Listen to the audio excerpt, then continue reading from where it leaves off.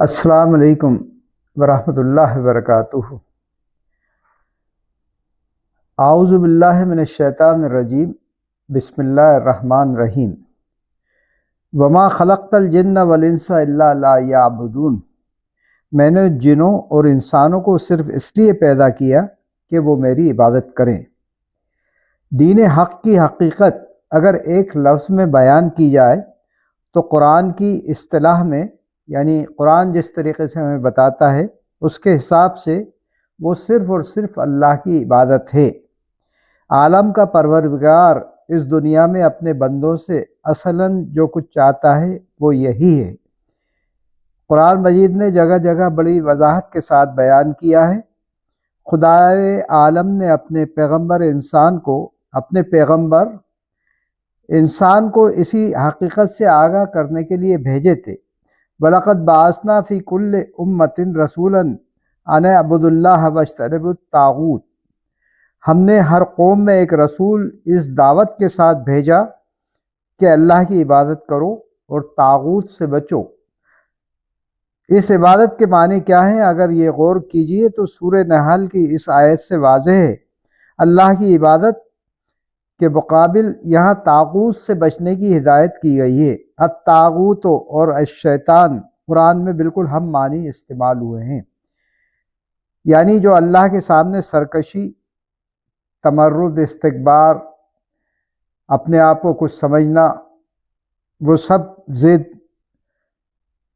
وغیرہ ظاہر کرے، وہی سب لوگ شیطان یا طاغوت سے مراد ہیں۔ یہاں پر اس میں انسان بھی ہو سکتے ہیں، جن بھی ہو سکتے ہیں، ہر قسم کے لوگ ہو سکتے ہیں۔ تو مختصراً ہم اس بات پہ، اس نتیجے پہ پہنچے کہ اللہ تعالیٰ کا ہمیں پیدا کرنے کا مقصد صرف اور صرف اللہ کی عبادت ہے۔ آپ خود دیکھیں کہ ہم کہاں تک اس چیز کو پورا کر رہے ہیں، کتنی بار نمازوں میں جاتے ہیں، کتنے روزے رکھتے ہیں۔ یہ سبھی عبادات ہیں اللہ کی۔ کچھ بدنی عبادات ہوتی ہیں جیسے روزہ رکھنا، حج کرنا، نماز پڑھنا، اور کچھ معاشی جو جہاں پیسے دیے جاتے ہیں جیسے زکوٰۃ، وہ سب عبادات میں اللہ کے شامل ہیں۔ تو ہمیں ان چیزوں کو سب کو پوری کرنا ہے یا نہیں، یہ ہمیں خود اپنے آپ سے پوچھنا چاہیے۔ وآخر دعوانا ان الحمد للہ رب العالمین۔ ابھی پچھلے دنوں یو پی کے سنبل شہر میں جو حادثہ کیا جان بوجھ کر کیا گیا، اس سے آپ سب واقف ہوں گے۔ پوری ڈیٹیلز میں جانے سے کوئی مطلب نہیں ہے، آپ سب سوشل میڈیا کا زمانہ ہے، آپ ایک ایک چیز سے واقف ہیں اور چکے ہوں گے، دیکھ چکے ہوں گے، ویڈیو تمام نظروں سے گزر چکے ہوں گے۔ میرا کہنے کا یہاں پر جو مقصد ہے اور اس چیز کو یاد دلانا ہے کہ میں ہمیشہ سے یہ دیکھتا آ رہا ہوں، یہ تمام چیزیں ہوتی ہیں، فساد ہوتے ہیں، آج کی بات نہیں ہے، 50 سالوں سے ہو رہا ہے، 60 سال ہو گئے جب سے آزادی آئی ہے، تبھی سے ہو رہا ہے، اور اس سے پہلے بھی ہوتے تھے۔ ان فسادات میں کوئی سیریس نہیں ہوتا، کوئی گورنمنٹ ہو آج تک کسی نے کوئی ایکشن نہیں لیا۔ تمام رپورٹس آ گئیں، سروے ہوئے، لوگوں سے پورے انٹرویو لے کے نتائج اخذ کیے گئے، لیکن ان سب ہونے کے بعد بھی کئی ایسی رپورٹس آئیں جس میں پورے کے پورے ذمہ داروں کو اجاگر کیا گیا، لیکن ان کے خلاف آج تک کوئی کارروائی نہیں ہوئی، جس کی وجہ سے ڈر اتنا نکل گیا ہے ان لوگوں میں، فسادی لوگوں میں، کہ وہ اس درجے پہ پہنچ گئے ہیں کہ اب سڑکوں پہ بھی مارنے لگے ہیں۔ اور پولیس کا تو ساتھ رہتا ہی ہے، اس میں کوئی دو رائے نہیں ہے۔ جب سے یہاں پر بی جے پی گورنمنٹ آئی ہے تو مسلمانوں کا جو جینا دوبھر کر رہے ہیں، یہ تمام چیزیں اور بڑھ گئی ہیں۔ میں کوئی کانگریس کو کلین چٹ نہیں دے رہا یہ کہہ کے، کانگریس بھی اتنی ہی انوالو ہے، کوئی آواز نہیں اٹھاتے، کوئی کچھ ہو جائے ان کی گورنمنٹ میں بھی लाखों सैकड़ों हज़ारों दंगे हो चुके, हज़ारों लोग मारे जा चुके, लेकिन कहीं कोई ज़िम्मेदार नहीं ठहराया गया। ना पुलिस को ज़िम्मेदार ठहराते हैं, ना उन लोगों को जो इसमें इन्वॉल्व थे। उल्टे मुसलमानों के ऊपर ही कहर टूटता है। आज यही हो रहा है संभल के अंदर भी।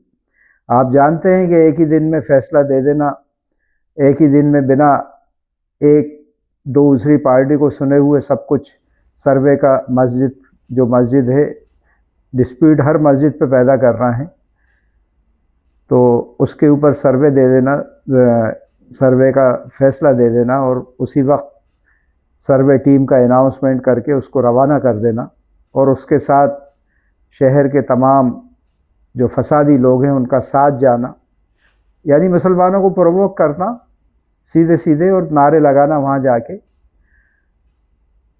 तो हम भी आज तक संभले नहीं हैं, प्रोवोक हो ही जाते हैं, कुछ ना कुछ चीज़ हो ही जाती है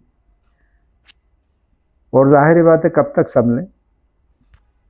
लेकिन कोई ऐसी चीज़ आज तक हमारी कौम ने इन चीज़ों के जवाब में कॉन्क्रीट चीज़ आज तक सोची भी नहीं कि इसका जवाब आखिर है क्या।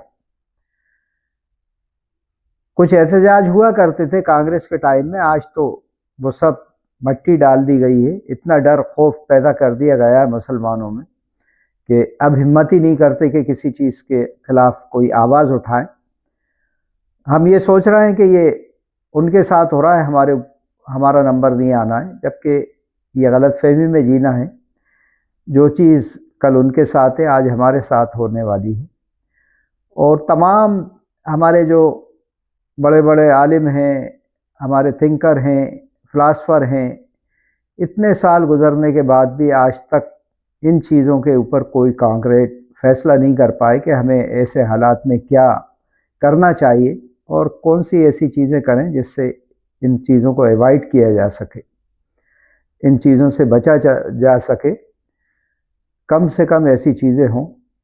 आज भोपाल में इतना बड़ा इज्तिमा हो रहा है और तमाम बड़े बड़े शहरों में होते रहते हैं और तबलीगी जमात इतनी बड़ी जमात है। कोई किसी को, मेरा मकसद क्रिटिसाइज़ नहीं करना, जो भी कर रहा है अपनी जगह अच्छा काम कर रहा है, लेकिन बहरहाल इंसान तो सभी हैं। ये मुसलमान संभल के मारे जा रहे हैं या दूसरी जगह के यूपी के, बिहार में, कहीं ना कहीं मध्य प्रदेश में बुलडोज़र चलाए गए, तमाम चीज़ें हो गई, बच्चे मारे गए और दुनिया भर में ये चीज़ें चल रही हैं। गाज़ा में आपको पता ही है क्या हो रहा है, लबनान में शुरू हो गया है।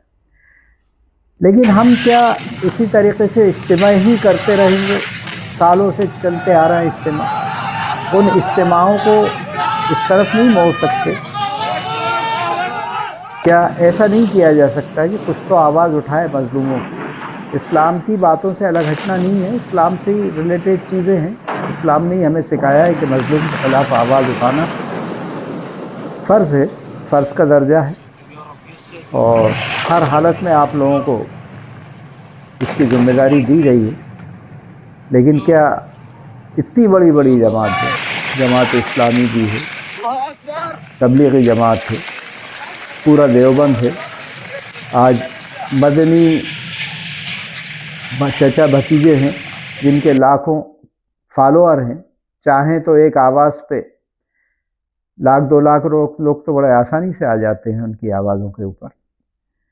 तबलीगी जमात के मौलाना साहब हैं जिनकी आवाज़ के ऊपर अभी 10-20 लाख इकट्ठा हो ही रहे हैं, देख रहे हैं आप, भोपाल में हो जाते हैं। तो ये आप अपने आप से पूछें और इनसे भी पूछें कि क्या इस चीज़ को हमें नहीं उठाना चाहिए? ये हमारा मसला नहीं है, मुसलमानों का मसला नहीं है? क्या ये जो मर रहे हैं किसी और मज़हब से ताल्लुक़ रखते हैं? तो ये सब चीज़ें आप सोचें, सवाल तो उठाते रहें, कम से कम सवाल जो जहन में आते हैं उनको उजागर करें। और ये नहीं कहना कि हमारे अंदर डर भी एक रहता है, हम किसी को कुछ कह देंगे, हमारे आलिम हजरात हैं, हमारे बड़े बड़े उलमा हैं, कुछ नहीं तो इतना बड़ा काम कर रहे हैं, हज़ारों लाखों हाफिज़ निकाल देते हैं। अरे भाई, हाफिज़ निकालते हैं तो وہ حافظ اس کام کے جو قرآن کی ایک آیت کا ترجمہ بیان نہیں کر سکے۔ اللہ تعالیٰ آپ سے چاہ کے آ رہا ہے وہ پتہ ہی نہیں سکے۔ ابھی آپ کو میں نے جو پہلے آیتیں پڑھی بتایا کہ اللہ تعالیٰ کا مقصد، تو یہ وہ حافظوں سے کبھی پوچھیے آپ کہ بھئی اللہ تعالیٰ نے ہمیں پیدا کیوں کیا ہے؟ انہیں پتہ ہی نہیں رہتا، مدرسوں میں ترجمہ پڑھایا ہی نہیں جاتا، جو حافظ نکلتے ہیں وہ جانتے ہی نہیں ہیں۔ تو ایسے حافظوں کا کیا، جو بڑے لوگوں نے کہا، کئی لوگوں نے کہا کہ دنیا کی سب سے زیادہ پڑھی جانے والی کتاب قرآن ہے، اور دنیا کی بالکل نہیں سمجھنے والی کتاب پڑھنے کے بعد بھی وہ قرآن ہے۔ تو کیا قرآن اس لیے بھیجا گیا تھا؟ اس میں تو ہدایت ہے، روشنی ہے ہمارے لیے، تمام چیزوں، کن چیزوں میں کیا ایکشن لینا ہے، کس طریقے سے ہمیں بیہیو کرنا ہے، ہمارا اخلاق کیا ہونا چاہیے، تمام چیزیں قرآن کے اندر دی ہوئی ہیں۔ تو قرآن کو ہم پیچھے رکھ کے ان مولویوں کو اور تمام لوگوں کو آگے بڑھا رہے ہیں، کیا یہ جائز ہے؟ وآخر دعوانا الحمدللہ رب العالمین۔